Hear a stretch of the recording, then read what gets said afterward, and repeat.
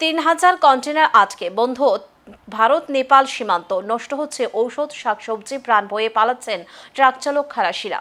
নেপালে gen Z আন্দোলনের আজ এবার এসে পড়ল ভারত নেপাল সীমান্তে। সোমবার থেকে প্রতিবাদ বিদ্রোহের আগুনে কার্যত অগ্নিগর্ভ হয়ে উঠেছে প্রতিবেশী দেশ, যার জেরে বন্ধ হয়ে গিয়েছে ৩টি ব্যস্ত সীমান্ত। ফলে চরম অস্থিরতায় বিপর্যস্ত ভারত নেপাল সীমান্ত।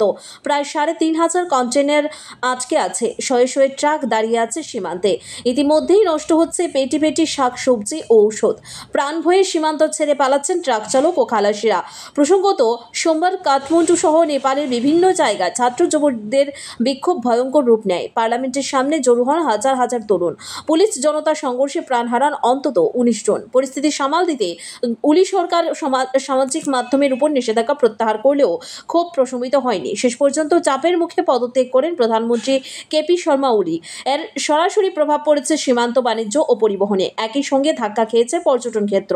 কাঠমান্ডু সরকারি বাস পরিষেবা আপাতত স্থগিত। সাধারণত প্রতি মঙ্গলবার ও বৃহস্পতিবার উত্তরবঙ্গ রাষ্ট্রীয় পরিবহন সংস্থা কাঠমান্ডুর উদ্দেশ্যে বাস চালায়, কিন্তু নেপালের অশান্ত পরিবেশে সেই পরিষেবাও বন্ধ। পুজোর মুখে সীমান্ত বাণিজ্য, ঔষধ সরবরাহ এবং পর্যটন শিল্পে এই অচলাবস্থা আরও ভোগান্তি বাড়াবে বলে আশঙ্কা।